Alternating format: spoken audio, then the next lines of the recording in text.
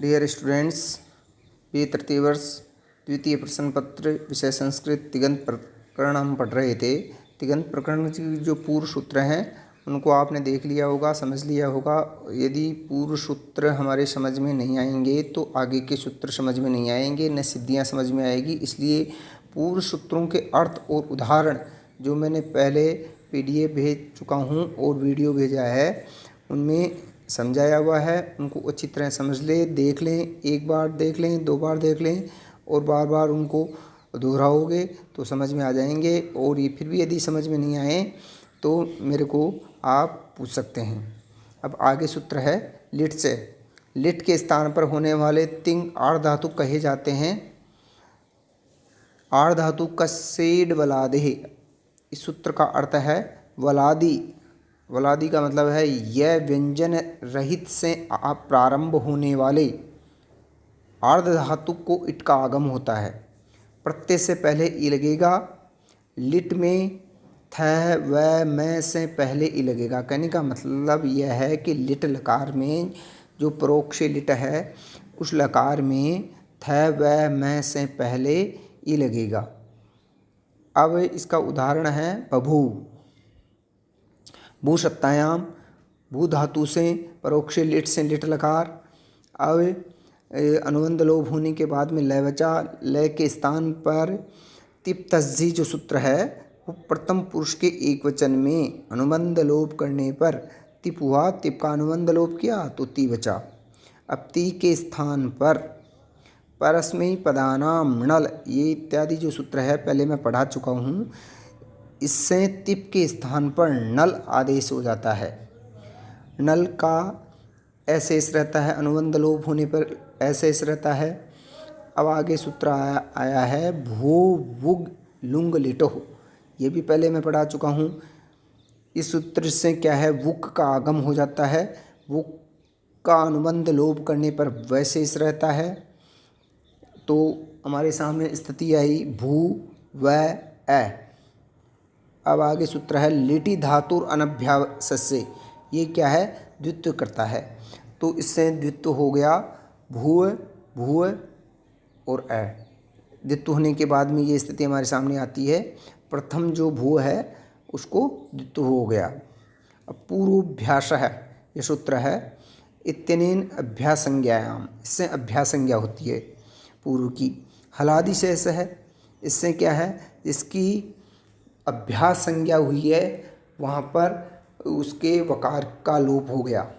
वकार का लोप होने के बाद में सूत्र है आया था पहले पढ़ाया था मैंने ऋष्व है। इससे क्या है अभ्यास जिसकी अभ्यास संज्ञा हुई है पूर्वाभ्यास सूत्र से उस अभ्यास वाले भू जो है उसके उकार को दीर्घ जो उकार है उसको ऋष्व आकार हो गया। तो भू भूव और ए ये स्थिति हमारे सामने आई। अब आगे सूत्र है इसी में ये सूत्र लगेगा भवितरः। इससे अभ्यास का जो ऊ है ऋष्व ऊ है उसको हमने आकार कर दिया। तो भय भूव और ए ये स्थिति हमारे सामने आ गई। अब अभ्यासे चर्च ये सूत्र है। इससे जसत्वेन अभ्यासस्य अभ्यास बखारस्य बकारे। इससे जो अभ्यास के अंतर्गत बखार है उसको अभ्यासे चर्च सूत्र से जसत्व हो गया। जसत्व का मतलब है कि भय के स्थान पर बह हो गया। अब इसका संयोग कर दिया तो बभू रूप सिद्ध हो गया। अब आगे उदाहरण है बभूवित। बभूवित कैसे सिद्ध होगा। भू सत्तायाम परोक्ष लिट से लिट लकार अनुबंध लोप वही लय शेष रहा। लय के स्थान पर तिप तस्जी से मध्यम पुरुष एक वचन में सिप प्रत्यय। अब सिप भू सिप ये स्थिति आ गई। अब आगे सूत्र है लिट च इत्यनेन सिप आर्धातुक संज्ञा। सिप की इससे आर्धातुक संज्ञा हो गई। जो आर्धातुक संज्ञा है उसकी आर्धातुक संज्ञा हो गई। और परस्मैई पदानाम जो ये सूत्र आया था इससे क्या है सिप के स्थान पर थल आदेश हो गया। सिप परस्मैई पदानाम नउल इत्यादि वगैरह जो सूत्र है जो पहले पढ़ाया गया है, इससे सिप के स्थान पर थल आदेश हो गया। अब थल का अनुबंध लोप करने पर थ शेष रहा। आगे सूत्र है भूहो वुग लुंग लिटो हो, इससे वुग का आगम हो गया। तो भूव और थ अनुबंध लोप हो जाने पर वह शेष रहता है, यह आपको मालूम है ही। लिटि धातु और अनभ्यास से, जैसे बभूव के अंतर्गत द्वित्व हुआ था अभ्यास को, उसी प्रकार यहाँ विद्युत्व हो जाएगा। भूव भूव थ ये द्वित्व हो गया। पूर्वाभ्यास से अभ्यास संज्ञा हो गई। हलादि शेष से वकार का लोप हो गया। वकार का लोप होने के बाद में भू भू थ ये स्थिति हमारे सामने आई। अब ऋष्व जो सूत्र है, ऋष्व सूत्र से जो भू है तीन अभ्यास से ऋषत्व, अभ्यास से उसको ऋष्व हो गया, छोटा उकार हो गया, दीर्घ उकार को छोटा आकार उकार हो गया। अब अभ्यास से उकारस्य अकारादेश भवेतर जो सूत्र है भू में आया था, उसी से अकार हो जाएगा।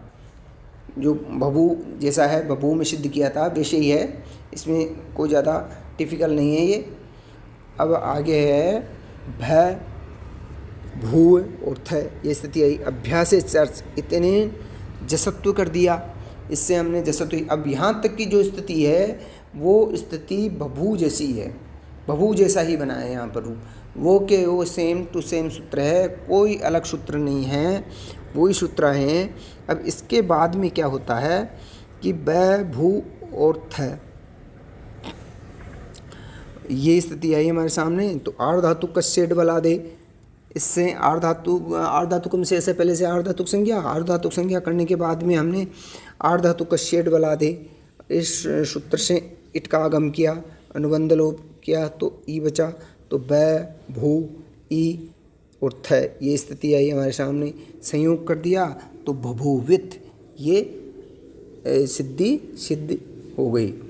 इस प्रकार जो ये सूत्र हैं, ये जो कई सूत्र आ रहे हैं, इन सूत्रों को बार बार आ रहे हैं, इन सूत्रों को अच्छी तरह से ध्यान से पढ़ना है, समझना है और इनको सिद्ध करना है।